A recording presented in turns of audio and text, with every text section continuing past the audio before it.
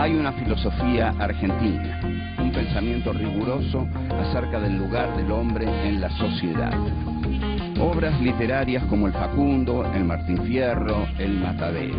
Texto axial, fundamental, el plan revolucionario de operaciones de Mariano Moreno, Los muertos en Plaza de Mayo. El primer centenario se festeja bajo estado de sitio. Las cartas a Lavalle deciden el fusilamiento de Dorrego. No hay verdad que se resista frente a 2 pesos, moneda nacional. Filosofía aquí y ahora 3.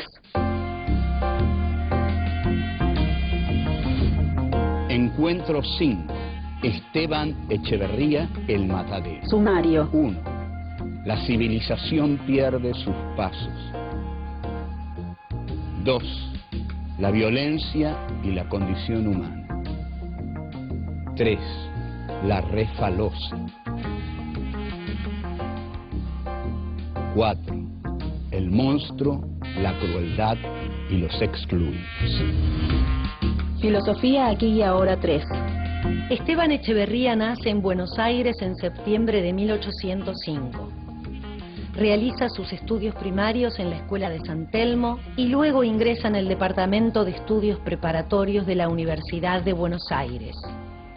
En 1825 parte hacia Europa. En París asiste al Colegio El Ateneo y toma cursos de dibujo, guitarra, historia, economía y política. Allí entra en contacto con el romanticismo y se conmueve con la obra de Goethe, Schiller y Byron. En París comienza a escribir sus primeros poemas. En 1830 regresa a Buenos Aires y comienza a publicar sus trabajos. A partir de 1835 participa en el Salón Literario y en 1838 funda, junto a Alberdi y Juan María Gutiérrez, la Asociación de la Joven Generación Argentina. Enfrentado al régimen rosista, se exilia en 1840 en Uruguay. Muere el 19 de enero de 1851 en Montevideo. El Matadero es publicado recién en 1874 por Juan María Gutiérrez en las obras completas de Esteban Echeverría. Filosofía aquí y ahora 3. 1. La civilización pierde sus pasos. José Pablo Feynman.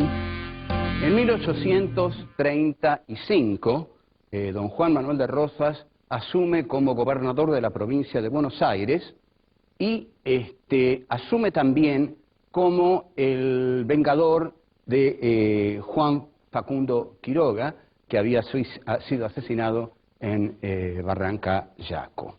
A Facundo Quiroga le encuentran ensangrentada entre sus ropas la que es quizás el documento político más importante de don Juan Manuel de Rosas, que es la Carta de la Hacienda de Figueroa, que es una hacienda en la cual Rosas y Facundo se despiden y desde ahí Rosas le escribe la carta. En 1835 lo que estaba pasando en Buenos Aires en el ámbito intelectual era que se había creado en la librería de Marcos Sastre un salón literario. Este salón literario es quizás el de nuestra primera generación de intelectuales, ¿no? De hombres ligados a la cultura, a la élite cultural, cuya cabeza hegemónica es Esteban Echeverría, que había viajado a Francia y que había vuelto de París con todas las últimas novedades de la cultura francesa, más o menos como sigue ocurriendo de algún modo en el campo filosófico actualmente, que estamos todos muy al tanto de lo que piensa el último francesito de moda. Pero bueno, ahí llega Echeverría y en el salón literario se reúnen Echeverría, Juan Bautista Alberdi, José María Gutiérrez, Marcos Sastre, y me importa decir algo sobre Juan Bautista Alberdi.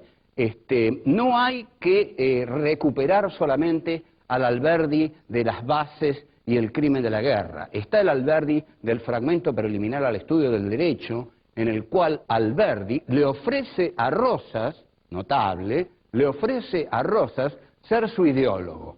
Es el primer gran desajuste entre un intelectual y un líder de masas. Rosas no lee a Alberdi y Alberdi termina exiliándose en Montevideo. El que es realmente agresivo con Rosas es Esteban Echeverría. Echeverría, que había publicado La cautiva, escribe un cuento de una inusual brutalidad, que recién en 1874 Juan María Gutiérrez, en las obras completas de Echeverría, habrá de publicar. Pero Echeverría lo escribe entre 1835 y 1840, y el cuento se llama El matadero, y trata de ser, por supuesto, un cuento propagandístico, un cuento militante, un cuento para herir a la tiranía de Rosas, que así era considerado el gobierno de Rosas por los unitarios que se habían exiliado en Montevideo.